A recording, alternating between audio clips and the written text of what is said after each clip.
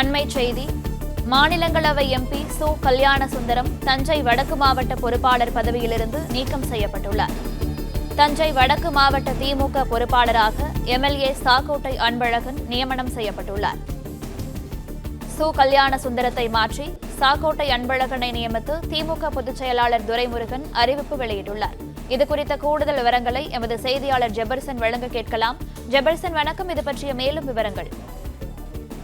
திமுக பொதுச் செயலாளர் துரைமுருகன் அறிக்கை ஒன்றை வெளியிட்டிருக்கிறார். அந்த அறிக்கையில் தஞ்சாவூர் வடக்கு மாவட்ட கழக செயலாளர் பொறுப்பு வகித்து வரும் கல்யாணசுந்தரம் எம்பி அவர்கள் பொறுப்பிலிருந்து விடுவிக்கப்படுவதாகவும், அவருக்கு பதிலாக சாக்கோட்டை அன்பழகன் எம்எல்ஏ அவர் இந்த பதவியில் தொடர்வார் என்று அறிவிக்கப்பட்டிருக்கிறது.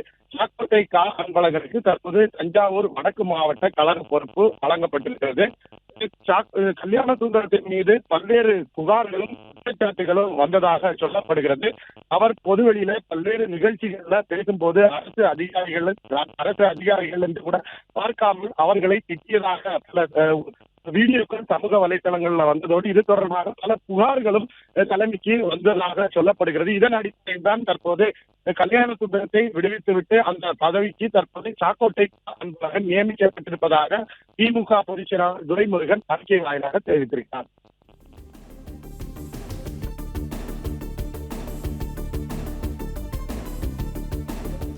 விவரங்களுக்கு நன்றி ஜெபர்சன். பிளே ஸ்டோர் மற்றும் ஆப் ஸ்டோரில் இருந்து பாலிமர் செயலியை QR கோடு மூலம் பதிவிறக்கம் செய்யுங்கள்.